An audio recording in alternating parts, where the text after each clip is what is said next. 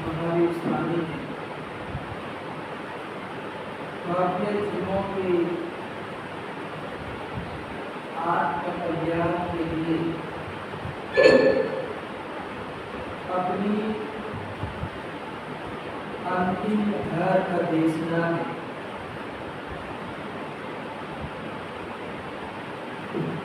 विनय नामक अध्ययन में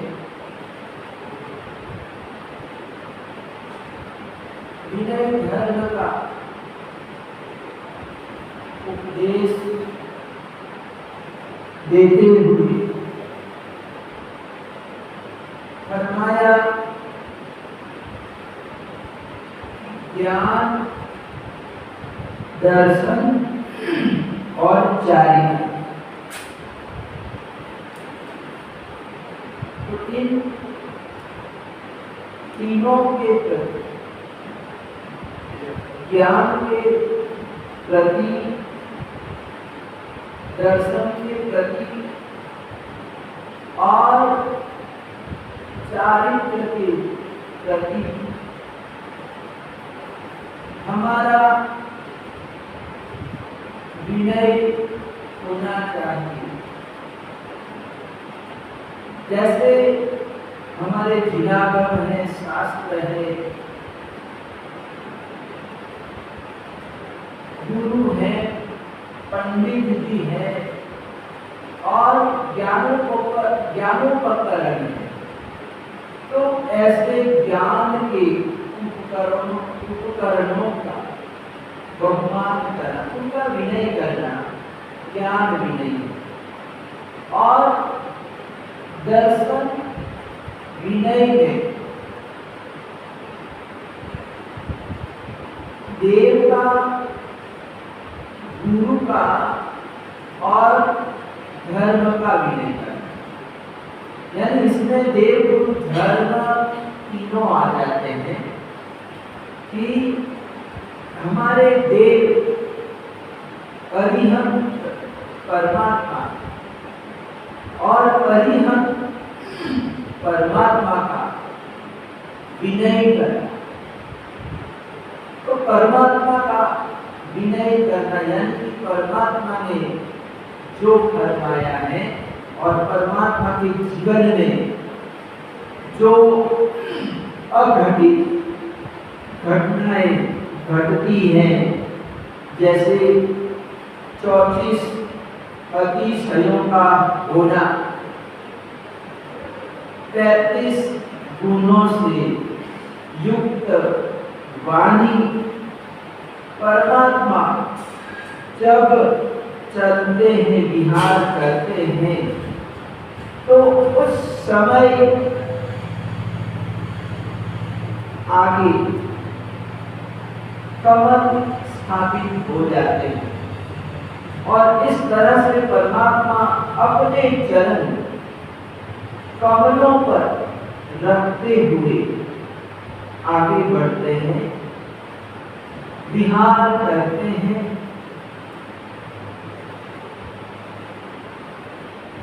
और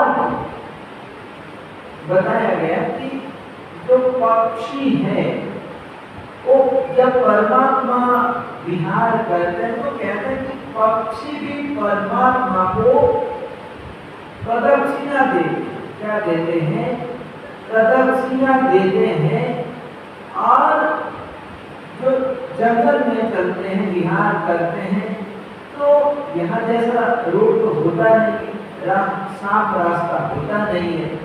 जंगल में तो बहुत सारे कांटे, उबड़ खाबड़ वगैरह जमीन होती है, तो वहां पर कांटे बहुत सारे होते हैं।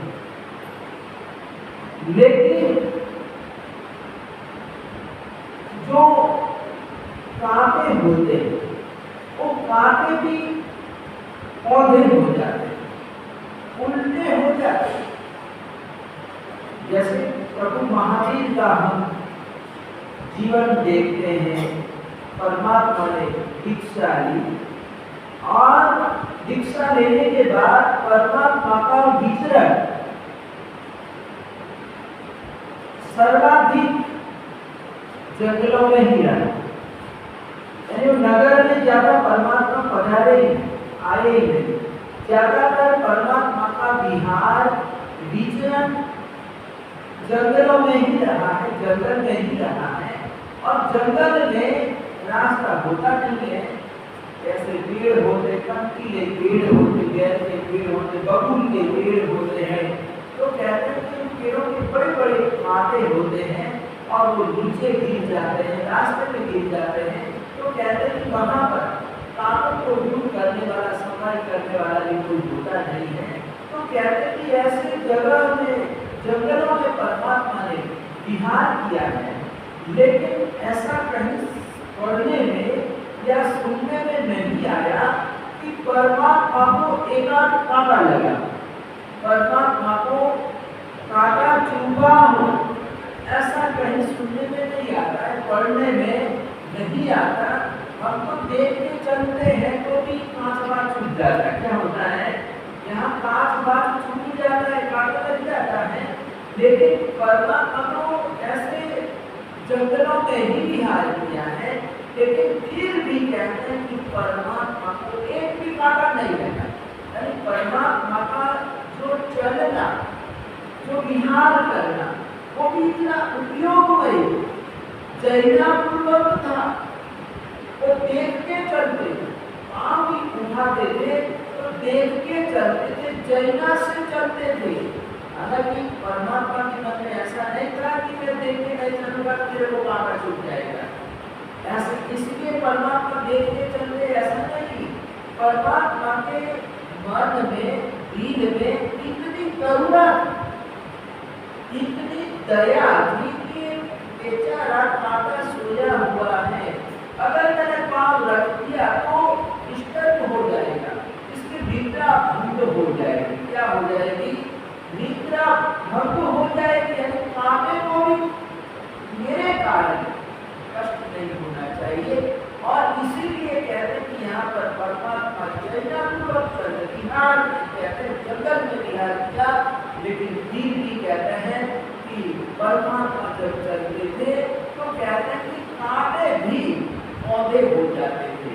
यानी परमात्मा को कष्ट देना नहीं चाहते थे।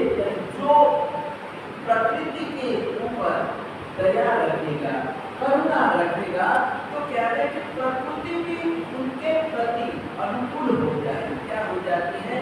उनके प्रति अनुकूल हो जाती है। तो ये अतिशयों में वर्णन किया गया, हमारे श्रवणों में वर्णन किया गया कि जब परमात्मा विहार करते थे तो ये कांटे भी उल्टे हो जाते थे। तो ऐसी बातें सुनकर कहते हैं कि संशय करना कि ऐसा भी होता होगा क्या? पक्षी प्रदक्षिणा देते होंगे क्या? ये कांटे ऊंधे हो जाते होंगे क्या? तो ऐसी बातें पढ़कर, सुनकर हमारे मन में देव के प्रति संशय पैदा हो जाता है, संदेह पैदा हो जाता है कि ऐसा भी हुआ होगा क्या? तो इस तरह का संदेह करना, देव के प्रति संदेह रखना, संशय रखना, क्या है कि यहाँ पर दर्शन का अभिनय क्या है? दर्शन का अभिनय है। यहाँ पर तो कहते हैं कि तीर्थंकर परमात्मा है और तीर्थंकर परमात्मा ने अपने केवल ज्ञान में सब कुछ बताया। क्या है कि अपने केवल ज्ञान में सब कुछ प्रतिपादन किया है, तो कहते हैं कि इसमें तो कोई शंका के लिए स्थान ही नहीं है। यानी जो परमात्मा ने बताया वो कहते हैं कि किसी स्वार्थ से या किसी कहते हैं कि असत्य से प्रेरित होकर परमात्मा ने कुछ भी फरमाया, एकदम निस्वार्थ होकर परमात्मा ने केवल ज्ञान में प्रकाश में सब कुछ बताया है, धर्मोपदेश दिया है। इस प्रकार से कहते हैं कि देव के बारे में कहते हैं कि निशंक बनाया, किसी भी तरह का संदेह नहीं रखना है। तो गुरु के प्रति कहते हैं कि गुरु के ऊपर भी संदेह नहीं करना, शंका नहीं करना, धर्म के प्रति भी शंका नहीं करना और निसंदेह पूर्वक स्वीकार करना जिसको भी अपना गुरु बनाया है और जिस धर्म का पालन कर रहे हैं, उसकी जो भी आराधनाएं साधनाएं हैं उसके प्रति बहुमान करना, तप धर्म वगैरह सब कुछ करना। तो कहते हैं कि यहाँ पर एक दर्शन विनय है। क्या है? दर्शन विनय है। और आगे बढ़ते हुए कहा कि संग माही उन्मत्त रही अनुपविघ्ना की। कल हम लोगों ने निर्विचिकित्सा और अमूढ़ दृष्टि के बारे में देखा था। आज हम देखेंगे कि उपवृहना। तो यहाँ पर उपमूढ़ शब्द आता है, निसंख्य निर्विचिकित्सा चिकित्सा अमूढ़ दिक्षीय उपमुखगिरी करने वत्सल प्रभावने अठ।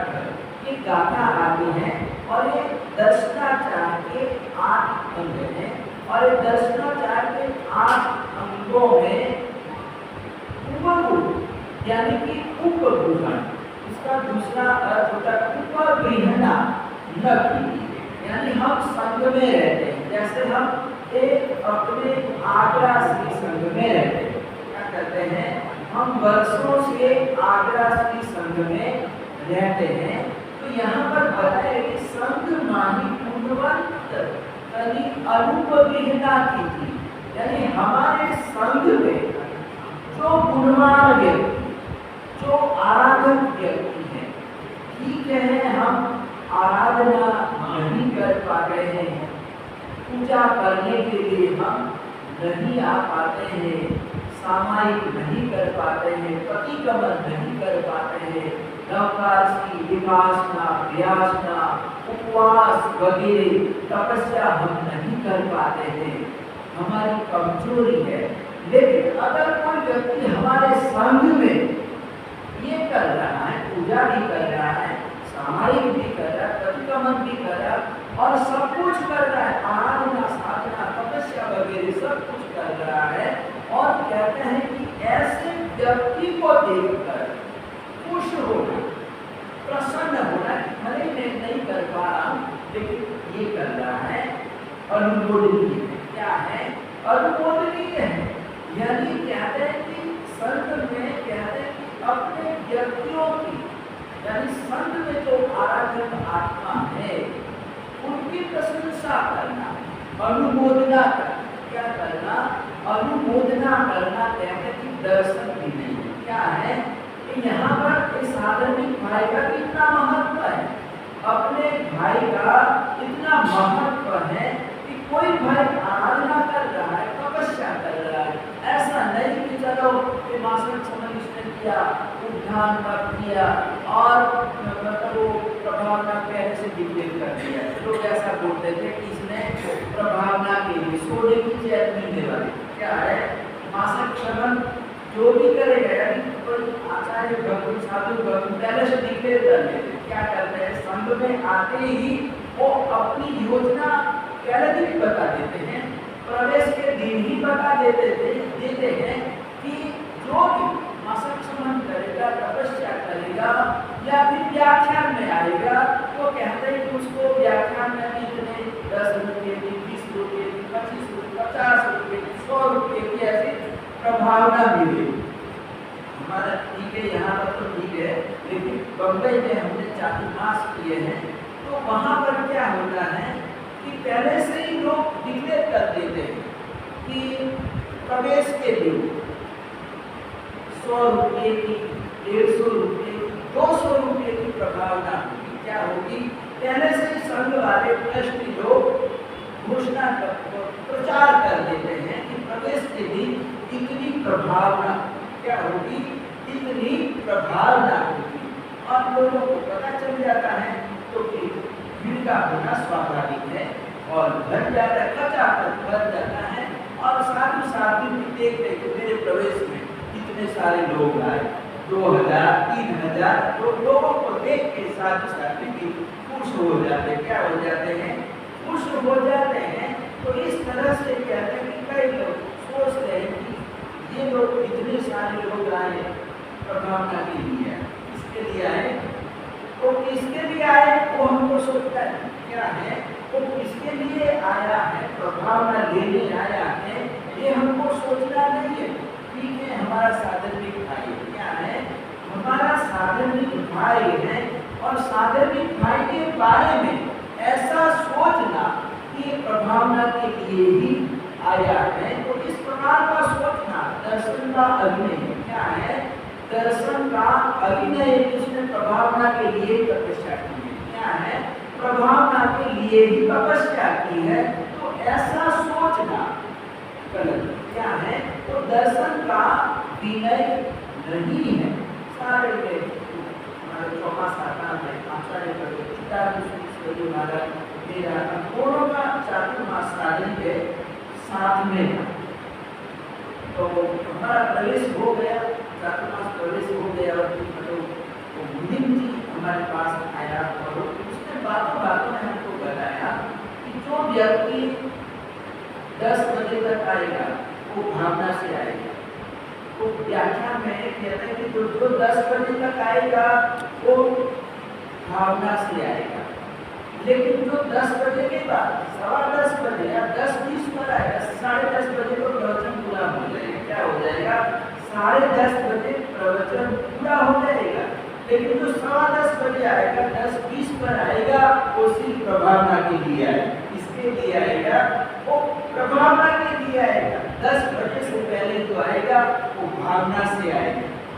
हमको थोड़ा अच्छा नहीं लगा कि अपने साधर्मिक भाइयों के बारे में ऐसा बोल रहा है, भाई बहनों के बारे में, कि जो 10 10:30 बजे 5 मिनट पर आएगा तो सब लोग प्रभावना के लिए आया है।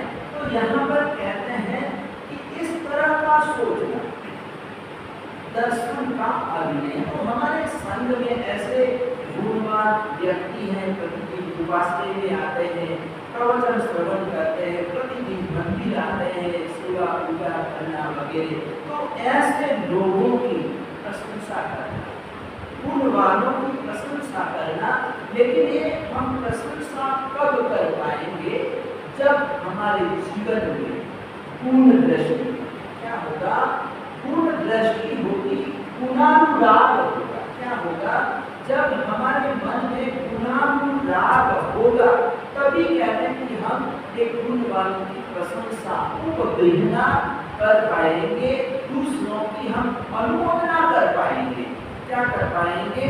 दूसरों की हम अनुमोदना कर पाएंगे। तो अनुमोदना करना हम नहीं कर पाते हैं, क्योंकि हम इतना व्यस्त रहते हैं, हमारे लिए इतनी अनुकूलता नहीं रहती है कि हम चाहते हुए भी नहीं कर पाते हैं। लेकिन अगर कोई हमारा भाई साधर्मिक भाई करता है, पूजा करता है, सेवा करता है, साधु साथियों की सेवा करता है, पूरा ध्यान रखता है, भले हम टाइम नहीं दे पाते, लेकिन कोई दूसरा व्यक्ति टाइम दे रहा है, तो उसकी अनुमोदना करना, क्या करना? उसकी सराहना करना।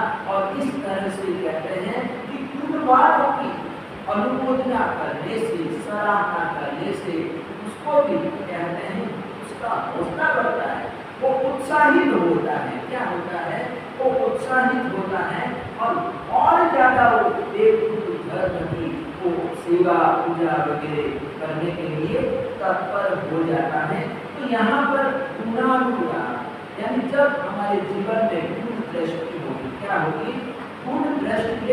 अगर हमारे जीवन में दोष दृष्टि आ गई और गुण देखने की आदत पड़ गई, तो कहते हैं कि ये तो दोष दृष्टि आ गए, अनुराग नहीं आया, तो कहते कि ये हमको कहाँ पर ले जाए। इसकी जो सजा होती है वो कितनी भारी होती है।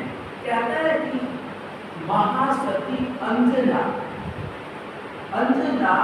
महासती के बारे में हम सुनते हैं कि शादी हुई, विवाह हुआ, पवनंजय के साथ विवाह हुआ और शादी होने के बाद दूसरे दिन ही पति का वियोग हो गया। आज शादी हुई और कल पति चला गया। क्या हुआ? पति का विरह हो गया और वो भी 2 दिन, 5 दिन, 10 दिन का नहीं, महीने का नहीं, 22 वर्ष का। इतना लंबा अंधा अपने पति का वियोग रहा, विरह रहा। शादी हुई और शादी होते ही पति चला जाए तो लड़की को कितना दर्द होता है, कितनी पीड़ा होती है कि कितने अरमानों से वो शादी करके विवाह करती हैं और पति ही साथ में न रहे, पति ही घर में न रहे, तो बेचारी कन्या की क्या दशा होगी, कितनी दुखी हो जाएगी। तो कहते हैं कि अंजना एक महासती है। क्या है? महासती है। 16 सतियों में इसका नाम क्या है? 16 सतियों में अंजना महासती का नाम है। और जिन्होंने हनुमान जैसे बेटे को जन्म दिया है। क्या है? हनुमान जैसे बेटे को, पुत्र को, बलशाली ऐसे पुत्र को जन्म दिया है। लेकिन ऐसे जन्म देने वाली जननी की भी एक हालत हुई, दुर्दशा हुई, कारण में दुर्दशा हुई। तो उसके पीछे क्या कारण था? तो कहते हैं कि वो कर्म, उनका अपना कर्म क्या था? कर्म गुणानुराग नहीं, उन्होंने गुणवान के प्रति द्वेष किया। क्या किया? गुण द्वेष किया और उसी का एक नतीजा था। पूर्व भाव में वो राजा की दो महारानियां, लक्ष्मीवती और कंकोदरी, ऐसे 2 महारानियां थी और दोनों महारानियों का राजमहल, दोनों का रहने का अलग अलग महल था। एक महल में कंकोदरी रहती थी और एक महल में लक्ष्मीवती रहती थी। तो ये जो लक्ष्मीवती है, ये लक्ष्मीवती बिना परमात्मा के रह नहीं सकती थी। बचपन से ही माता पिता के घर से उनको संस्कार मिले थे सेवा पूजा के। तो परमात्मा अपने माता पिता के साथ परमात्मा की पूजा करना, सेवा करना, 8 प्रकार की पूजा करना, तो ये सब कुछ अपने घर पर करती थी। मंदिर था अपने नगर में। तो जब शादी होगी, जब आई, तो इसने अपने महल में, राजमहल में एक घर मंदिर बनाया। परमात्मा का, अरिहंत परमात्मा का एक मंदिर बनाया, घर मंदिर। एक घर मंदिर होता है और दूसरा मंदिर, तो शिखर बंदी जो मंदिर होता है उसको हम मंदिर कहते हैं। लेकिन बिना शिखर का जो मंदिर होता है, घर में हम अपनी सेवा पूजा के लिए, बच्चों के लिए जो मंदिर बनाते हैं उसको हम घर मंदिर कहते हैं। क्या कहते हैं? घर मंदिर कहते हैं। तो ये महारानी ने, लक्ष्मीवती ने अपने घर में ही एक कमरे में घर मंदिर बनाया था और वो सुबह से लेकर 2-3 घंटे अष्टप्रकारी पूजा करना वगैरह सब कुछ, मतलब परमात्मा की सेवा पूजा में वो लगी रहती थी। और मंदिर होने के कारण नगर की जो दूसरी जैन बहनें थी वो भी उसके महल में पूजा करने के लिए आती थी। तो पूरा दिन उसके महल में चहल पहल रहती थी। और इधर कंकोदरी के महल की ओर तो कोई जाता भी नहीं था, देखता भी नहीं था। और इधर लोगों का आना जाना पूरा दिन रौनक बनी रहती। तो कंकोदरी ने देखा कि मेरे यहाँ कोई आता नहीं, चिड़िया भी फड़कता नहीं, और इसके घर में राजमहल में पूरा दिन लोगों का आना जाना भीड़ लगी रहती है। उसको ईर्ष्या हो गई। क्या हो गया? ईर्ष्या हो गई कि इसने भगवान को विराजमान किया है और वो परमात्मा की पूजा करती हैं, और भगवान के कारण, घर मंदिर होने के कारण इसके महल में बहुत सारे लोग आते जाते रहते हैं, तो मैं भगवान को ही उठा देती। उसने क्या किया कि इसका मूल भगवान की प्रतिमा है। क्या है? भगवान की प्रतिमा है। और ऐसा भी न रहेगा, बांस न बजेगी बांसुरी, अब भगवान ही नहीं रहे तो फिर कौन आएगा? तो ऐसा करके इधर उधर लक्ष्मीवती गई थी और उसको मौका मिला, और मौका मिलते उसने भगवान की प्रतिमा उठाई।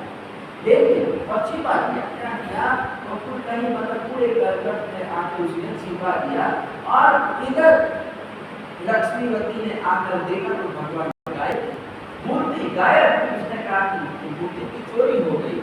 मंदिर का घर मंदिर था, और मैं थोड़े समय के लिए बाहर गई, और कौन आया यहाँ पर? दूसरा तो कोई यहाँ पर आ नहीं सकता, चोर तो यहाँ पर घुस ही नहीं सकता है। द्वार पर कितने वॉचमैन पहरेदार बैठे हुए हैं, तो यहाँ पे परिंदा भी रख नहीं सकता है, तो फिर ये चोरी कैसे हुई?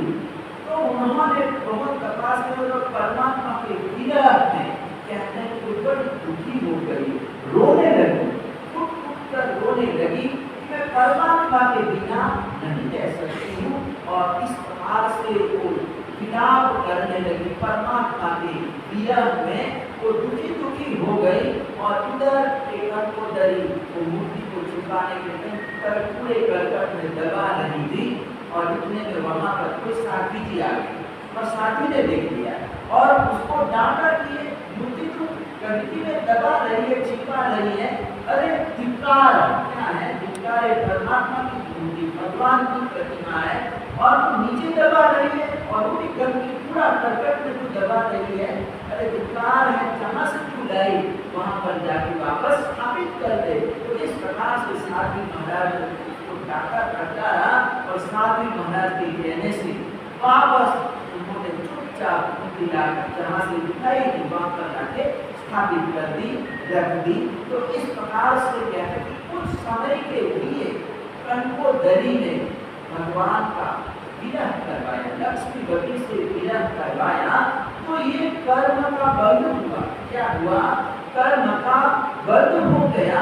और कहते हैं कि जब वो महासती बनी, अंजना महासती बनी, विवाह हुआ, पौर्णंजय के साथ विवाह हुआ, और वो कर्मोदय में आया, परमात्मा का विरह कराया था।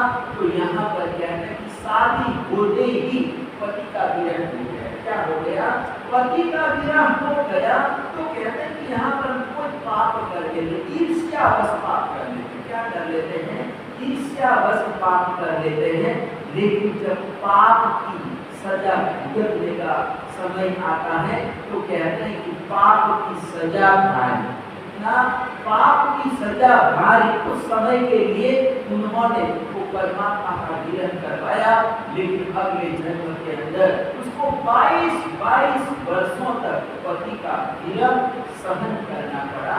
तो ये पाप की सजा भारी है। कोई गुणवान व्यक्ति है, कोई गुणवान व्यक्ति है, तो गुणवान व्यक्ति की हमको अनुमोदन सराहना करना चाहिए।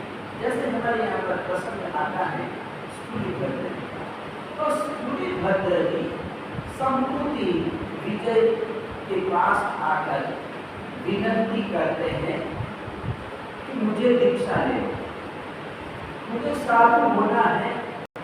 बचपन में तो मेरे पिताजी ने मुझे उपोषावेशा के घर भेज दिया था, कुछ सीखने के लिए, कलाएं वगैरह सीखने के लिए मुझे पिताजी ने उपोषा के वहाँ पर भेज दिया था, और मैं भी वहाँ पर उपोषा के गुंजान में फंस गया। और इस तरह से मैंने वहाँ पर 12 वर्ष गुजार दिए, उन्हें 12 वर्ष गुजार दिए। और इधर पिताजी की मृत्यु हुई, राजकारण में कहते हैं कि कूटनीति से षड्यंत्र से मेरे पिताजी को मारा गया, मेरे पिताजी की हत्या हो गई, और राजा ने मेरे को मंत्री मुद्रा यानी कि मंत्री बनने के लिए मेरे को कहा कि तुम पिताजी की जगह पर तुम मंत्री हो जाओ। लेकिन मैंने मना कर दिया, ये मुझे राजनीति में नहीं आना। क्या है, मेरे पिताजी ने कितनी सेवा की, राज्य की सेवा की, वर्षों तक सेवा की, और इस तरह से मेरे पिता की हत्या कर दी गई।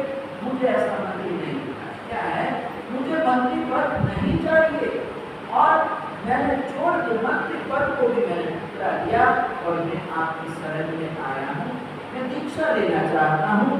और शंभु की विजय ने भी देखा कि सकराज मंत्री का पुत्र है, सुपुत्र है, और उसने सब देख लिया क्या है, उसको जो वैराग्य हुआ है वो मतलब उसने संसार को भी देख लिया, वो सब वेश्या के घर पे रहते आया है, यानी इसने संसार को भी अच्छी तरह से देख लिया है।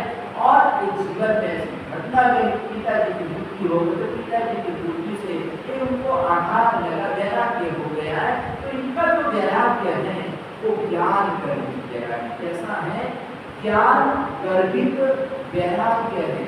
कहते हैं कि कभी कभी व्यक्ति का वैराग्य होता है दुख गर्भित वैराग्य होता है। क्या होता है, दुख गर्भित वैराग्य, दुख से व्यक्ति को वैराग्य हो जाता है। क्या हो जाता है, वैराग्य हो जाता है। लेकिन कहते हैं कि ऐसा दुख गर्भित जो वैराग्य होता है वो इतना अच्छा नहीं माना जाता, लेकिन जो ज्ञान गर्भित जो वैराग्य होता है वो जीवात्मा को आगे आत्मकल्याण के अंदर चारित्र का अच्छी तरह से पालन करता है, निष्ठा से पालन करता है। तो शंभु की विजय ने भी उसकी योग्यता देखी और दीक्षा देगी, और दीक्षा देने के बाद चौमासे का समय आता है तो सभी मुनियों को चातुर्मास करने, जब योग्य मुनि हो जाते हैं तो सभी को चातुर्मास करने के लिए आचार्य ब्राह्मण भेजते हैं, अलग अलग संघों में, अलग अलग स्थानों में भेजते हैं।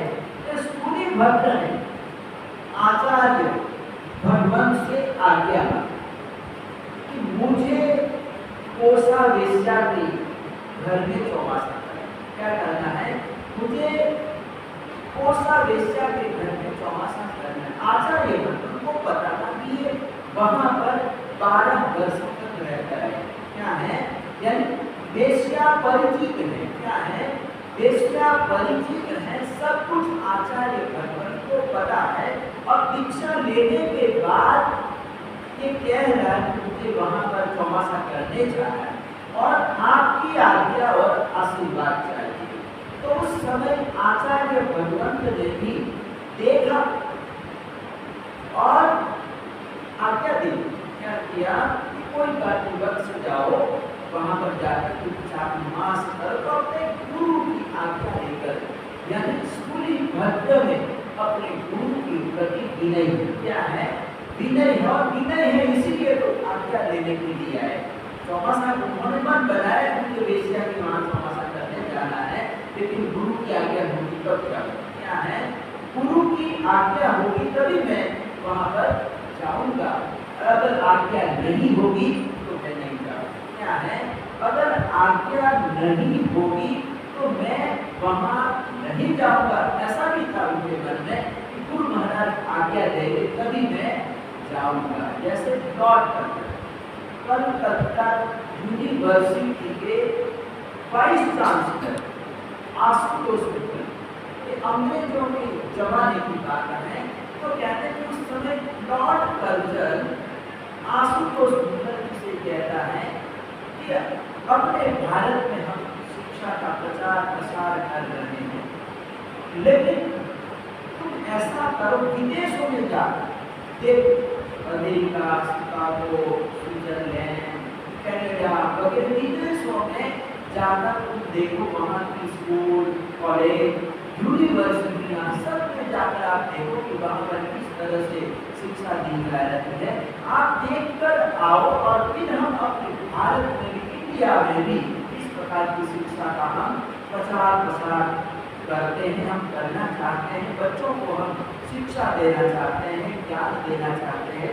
तो तुम पहले जाओ, विदेश में जाकर आओ। तो उस समय आशुतोष मुखर्जी कहता है कि आपका आदेश, आपका ऑर्डर है, मैं जाऊंगा, लेकिन सबसे पहले मुझे मेरी माँ को पूछना पड़ेगा, माँ की आज्ञा होगी तभी मैं जाऊंगी। उन्होंने पहले उनको बोल दिया, कर्जन को बोल दिया कि माँ की आज्ञा होगी तभी मैं जाऊंगी। और उसी में माँ के पास आए और माँ को बताया कि ऐसा ऐसे मुझे विदेश जाना है, तेरी क्या इच्छा है।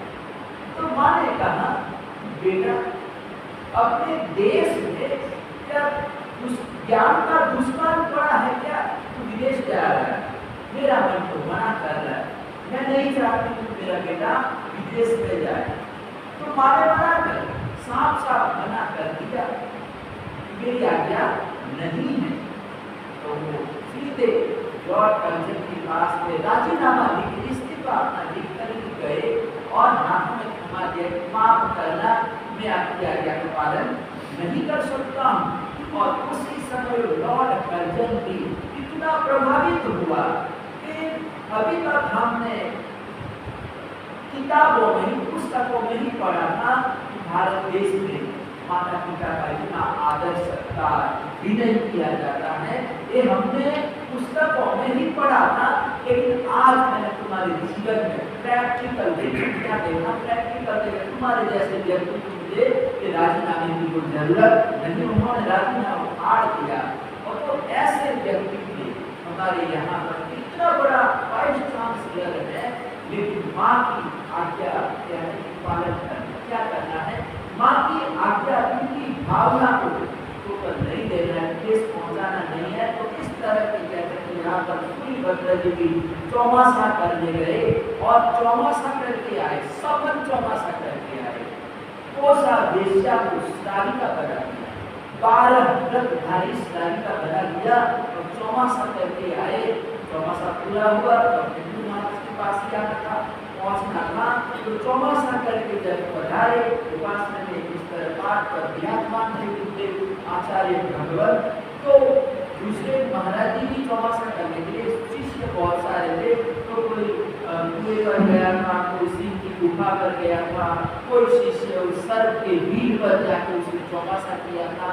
तो चौमासा करके सभी शिष्य पधार गए थे।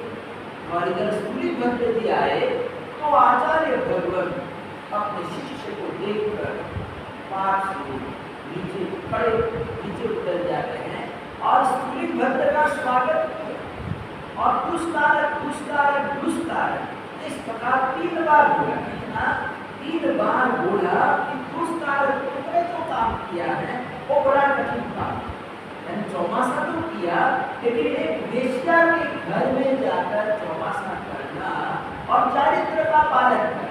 क्या करना? वहां पर जाकर तुमने कोई तपस्या भी नहीं की, वहां पर षड्रस भोजन, वहां पर कोई कहते भोजन की मिठाई वगैरह, मेवा मिठाई, अनुष्ठान सब तुमने खाया पिया, लेकिन इतना भोजन, गरिष्ठ भोजन करते हुए भी तुमने एक चारित्र का पालन किया। क्या किया? चारित्र का पालन किया। ऐसा करना बड़ा कठिन काम, दूसरा कोई व्यक्ति हमारे जैसा नहीं कर सकता। ऐसा करके आचार्य भगवंत ने उसकी अनुमोदना, अपने शिष्य की अनुमोदना की, सराहना और 3 बार दुष्कारक दुष्कारक बोला। तो दूसरे शिष्य बैठे हुए थे, उनको लगा कि गुरु महाराज हमारे साथ पक्षपात कर रहे हैं। क्या कर रहे हैं? गुरु महाराज हमारे साथ पक्षपात कर रहे हैं। ये मंत्री का लड़का क्या है? ये मंत्री का लड़का है और इसलिए हमारे साथ गुरु महाराज पक्षपात कर रहे हैं। हम कहाँ पर चौमासा किया? सर्प की बाकी पर चौमासा किया, सिंह की गुफा पर हमने चौमासा किया। वहाँ पर कितना भय होता है, वहाँ पर हमेशा सिंह आता जाता है, गुफा में आता है जाता है, और वहाँ पर जाके चौमासा करना कितना कठिन काम होता है। हर कोई वहाँ पे जाके बैठ सकता है क्या? और वो 1-2 दिन की बात, 4 महीने तक रहना, 4 महीने तक रहना, सांप आ रहा है जा रहा है, और वहाँ पर बैठ के चौमासा करना कितना कठिन काम होता है। लेकिन हमारे लिए गुरु महाराज ने दुष्कारक नहीं बोला, लेकिन इसके लिए सूर्यभद्र के लिए 3 बार गुरु महाराज ने कहा दुष्कारक दुष्कारक।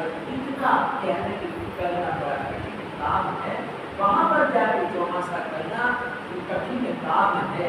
भले खाया पिया तो उस समय कहते हैं कि ईर्ष्या से भर जाए, दूसरे जो शिष्य है वो ईर्ष्या से भर जाए। तो सूर्यभद्र की प्रशंसा, अनुमोदना नहीं कर पाते हैं। जहाँ पर ईर्ष्या आ गई तो कहते हैं कि वहाँ पर तो सामने वाले की व्यक्ति वो प्रशंसा नहीं कर सकता, अनुमोदना नहीं कर सकता। तो दूसरे शिष्य उसी ने जब वो चौमासा कर, अगले चौमासा करने का समय आया तो उन्होंने गुरु महाराज से आज्ञा मांगी, जैसे स्कूली भद्र जी ने कोसा के घर जाकर चौमासा किया, तो मैं भी वहां पर जाके चौमासा करना चाहता हूँ। वो प्रतिस्पर्धा में उतर गए, इसमें उतर गए स्कूली भद्र कर सकता है तो मैं नहीं कर सकता हूँ क्या।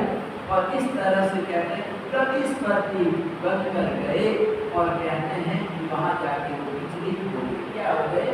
विचलित तो हो गए। तो यहाँ पर गुरु महाराज ने तो मना किया कि तुम्हारा काम नहीं, एक वहां पर तो स्कूली भद्र ही जा सकता है, दूसरा कोई नहीं जा सकता। लेकिन गुरु महाराज के मना करने पर भी हो गए। क्या हुए?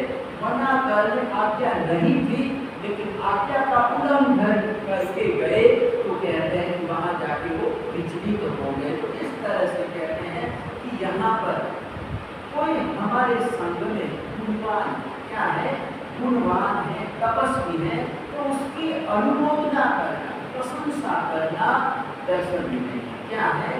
दर्शन विनय है। तो आगे क्या होता है? वात्सल्य आएगा, प्रति अप्रीति और प्रभावना, इस सब तक आगे हम लाएंगे। समय की होने आया है तो थोड़ा सा अपना धन्य कुमार चरित्र देखते। तो धन्य कुमार चरित्र में हमने देखा कि धन्य कुमार का जन्म हुआ और जन्म होने के बाद माता पिता ने उसका नाम धन्य कुमार। धीरे धीरे बालक बूझ के चंद्रमा की तरफ बड़ा होता, 8 वर्ष का हो जाता है, तो माता पिता ने घनसार और शीलवती ने उसको पाठशाला में पढ़ने के लिए भेजा। तो वो इतना तीक्ष्ण बुद्धि वाला था, प्रतिभाशाली बालक था। तो पढ़ाने वाला तो निमित्त मात्र है, क्या पढ़ाने वाला निमित्त मात्र है, और वो बताते जा रहा है और सीखता जा रहा है। और इस तरह से कहते हैं कि थोड़े ही समय में, अल्प समय में धन्य कुमार सब कुछ पढ़ लिख जाता है। जो पुरुषों की 72 कलाएं होती है, उन सभी कलाओं में धन्य कुमार पारंगत हो जाता है। तरह तरह की कलाएं होती है और उन कलाओं को भी वो अच्छी तरह से सीख लेता है। और जैसे हमारे यहाँ पर हाजिर जवाबी बीरबल अकबर बादशाह के पास हाजिर जवाबी बीरबल था, यानी वो इतना बुद्धिमान था बीरबल कि कोई भी ऐसी समस्या वगैरह आ जाए तो कहते हैं उसी समय उसका सॉल्व कर देता, समाधान कर देता था। तो ये जो धन्य कुमार, तो धन्य कुमार भी ऐसा बुद्धिमान हाजिर जवाबी था, कोई कैसी समस्या आए तो मैंने उसका समाधान कर देता था। यानी हाजिर जवाबी, यानी हमारे यहाँ पर जैन दर्शन में 4 प्रकार की बुद्धियों के नाम है।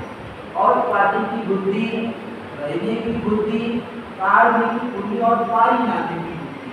इस प्रकार से 4 प्रकार की बुद्धियां होती है। और उसमें और पाटी की बुद्धि उसी समय स्फूर्णा हो जाती है। कोई ऐसी समस्या आ गई और बहुत सारे लोग सोच रहे, विचार कर रहे थे कैसे करना, कैसे नहीं करना, उसकी समझ में नहीं आता है। लेकिन 100 व्यक्तियों में एक और पार्टी बुद्धि वाला होता है, कहते हैं कि उस समय समस्या का वो हल कर देता है, कोई रास्ता निकाल लेता है, ढूंढ निकालता है। तो ऐसा और पार्टी की बुद्धि वाला व्यक्ति होता है। कहते हैं कि किसी राजा ने अपने मित्र राजा को चिट्ठी लिखी और चिट्ठी में लिखा था कि हमारे राज्य में इस वर्ष बारिश नहीं हुई, यानी पानी की बड़ी तंगी, दुष्काल है। तो आप ऐसा करो, मेरे पर मेहरबानी करके यहाँ पर एक कुआं भेज। क्या करो, एक कुआं भेज। चिट्ठी गई राजा ने पढ़ी और चिट्ठी में लिखा था कि मुझे कुएं की जरूरत है, कुआं भेज दो। तो राजा समझ गया कि इसने मेरे साथ दिलगी की और उन्होंने उसी समय जवाब दिया, चिट्ठी का जवाब दिया और चिट्ठी में लिखा कि मेरे कुएं में आपके नगर का रास्ता देखा नहीं और इसके किसी आदमी को भेजिए और कुआं लेते। इतना बढ़िया जवाब लिखा दिया, इतना बढ़िया जवाब दिया। तो कहते कि और पानी की बुद्धि वाला व्यक्ति भी ऐसा ही होता है कि उसी समय उसका जवाब दे देगा। आजीज जवाब क्या है, आजीज जवाब ही वैद्य की बुद्धि ऐसी होती है तो विनय से होती है, विनय से ऊपर होती है। विनय हम करेंगे, गुरुओं का विनय करेंगे तो हमारे दिल में वो वैद्य की बुद्धि उत्पन्न होती है, विनय की बुद्धि उत्पन्न होती है, ज्ञान उत्पन्न होता है। कार्य की बुद्धि यानी काम करने से बुद्धि उत्पन्न होती है। हमको व्यापार करना आता नहीं, हमारे वर्षों से वंश परंपरा से हम व्यापार करते हैं। हमारी दुकान क्या है, हमारी दुकान है। तो जो हमारा लड़का होता है वो लड़का लड़के को हम तो ज़्यादा ट्रेनिंग थोड़ी दे रहे, सिखाते थोड़ी है। यानी वो अपने पिताजी के साथ दुकान पर बैठता है, आगे वो बैठता है, स्कूल भी जाता है और जब छुट्टी का दिन होता है तो दुकान पर भी आके बैठता है। तो इस तरह से कहते हैं कि दुकान पर बैठते बैठते काम करते करते लड़का भी सीख जाता है, वो भी व्यापारी बन जाता है। क्या बन जाता है, व्यापारी बन जाता है। उसको किसने सिखाया क्या, नहीं, बस वो पिताजी के साथ रहते रहते बैठते बैठते वो भी पिताजी की तरह काम सीख जाता है, व्यापारी बन जाता है। क्या बन जाता है, एक व्यापारी बन जाता है। तो यहाँ पर क्या है कि कार्य की यानी हमको काम करने से मतलब कोई भी काम होता है वो आता है। काम नहीं करेंगे तो हमको काम कहाँ से आएगा। जैसे मान लो किसी को तैरना सीखना, क्या करना है, तैरना सीखना है, तो उसको चाहे कितना भी समझाया जाए कि कैसे तैरा जाता है वगैरह समझा दो, लेकिन क्या है उसको तैरना नहीं है। पहले तो उसको पानी में गिरना ही पड़ेगा, चाहे तैरना आता है या नहीं आता है, पानी में गिरना ही पड़ेगा। और पानी में जब तक गिरेगा नहीं वहां तक उसको तैरना नहीं आएगा। तो कहते हैं कि काम काम को सिखा, क्या करता है, काम काम को सिखा देगा। तो काम करते करते जो बुद्धि गिर जाती है, उत्पन्न होती है, उसको कार्य की बुद्धि बोलते हैं। और परिणामी, परिणाम यानी अवस्था होती है। क्या होती है, सबकी अपनी अपनी अवस्था होती है। जैसे छोटे बच्चे होते हैं तो वो गएगा और उसकी बुद्धि भी वो बचपन जैसी ही होगी, लेकिन वो जैसे जैसे बड़ा होगा, युवान होगा, फिर मतलब वो वृद्ध हो जाएगा। तो जो वृद्धों की वृद्धावस्था में जो बुद्धि होती है, कहते हैं कि जो बूढ़े लोग होते हैं उन्होंने घाट घाट का पानी पिया होता है और इसके बड़े अनुभवी हो जाते हैं। क्या हो जाते हैं, बड़ा अनुभव का उनको ज्ञान होता है। जो छोटे में जो ज्ञान नहीं होता है वो वृद्ध में पाया जाता है। और कोई भी ऐसी समस्या होती है तो हम अपने बड़ियों की सलाह देते हैं। क्या कहते हैं, बड़ियों की सलाह देते हैं। और इस तरह से कहते हैं कि हमारे यहाँ पर ये 4 प्रकार की बुद्धि, तो 4 प्रकार की बुद्धि का मालिक ये धन्य कुमार क्या था, धन्य कुमार का। और जगह जगह पर एक धन्य कुमार की लोग प्रशंसा करते थे, जो भी मिलता था उनके गुणों को देखकर प्रशंसा करता था।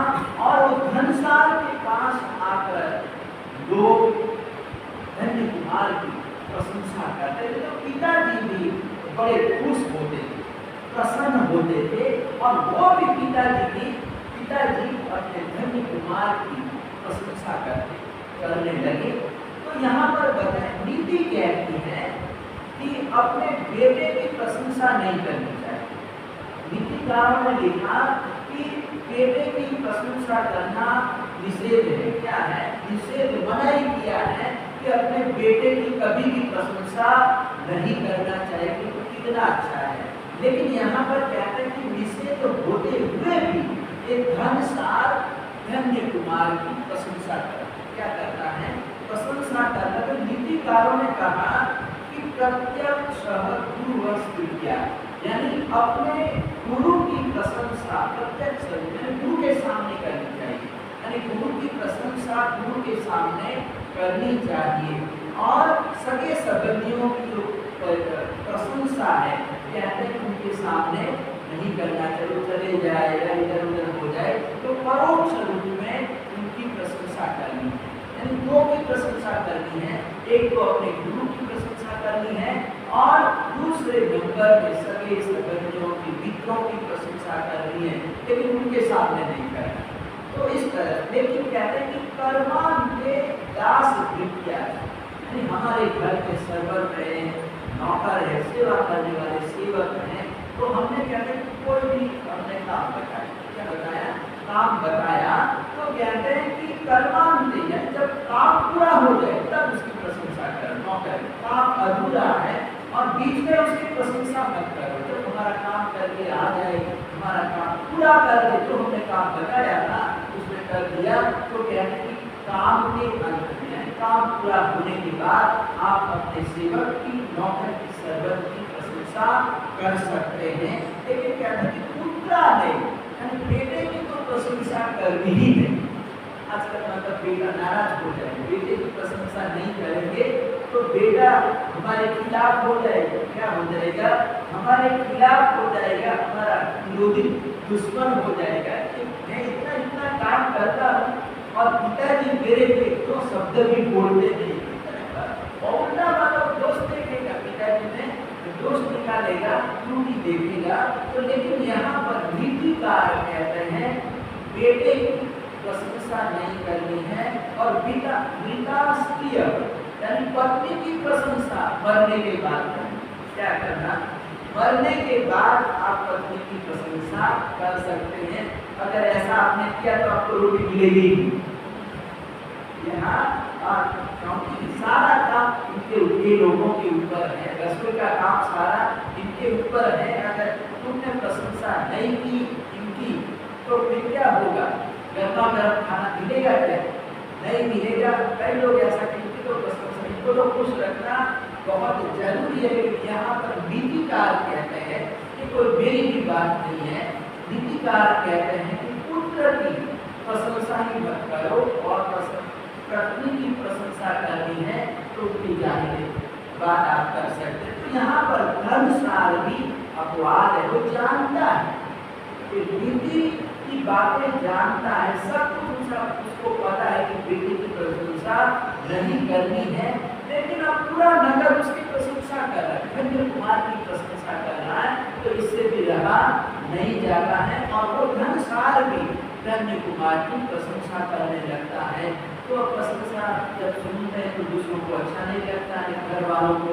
अब एक भाभियाँ हैं, 3 बेटे हैं, बड़े बेटे हैं, अब वो लोग सुनते हैं तो चिढ़ते हैं, उनको ईर्ष्या होती है। क्या होती है, ईर्ष्या होती है। और भाभियाँ कहती हैं, तीनों को चढ़ाती हैं कि ये क्या काम करता है, घूमता पीता है, क्या करता है, तो काम धंधा तो करता नहीं है, वो घूमता पीता, खाता पीता, मौज मजा करता है और पिताजी उसके पीछे पड़े रहते हैं, उसकी प्रशंसा करते हैं, तुम इतना काम करते हो, पूरा दिन दुकान पर बैठते हो और तुम्हारे लिए पिताजी कुछ भी 2 शब्द भी बोलते, कमा के तुम लाते हो और वो उड़ाता है। क्या करता है, वो उड़ाता है, खर्चा करता है, काम करेगा तब पता चलेगा। तो अब वो तीनों भाई मिलकर पिताजी के पास आएंगे, धनसार के पास आएंगे और सारी बात बताएंगे धन्य कुमार के बारे में।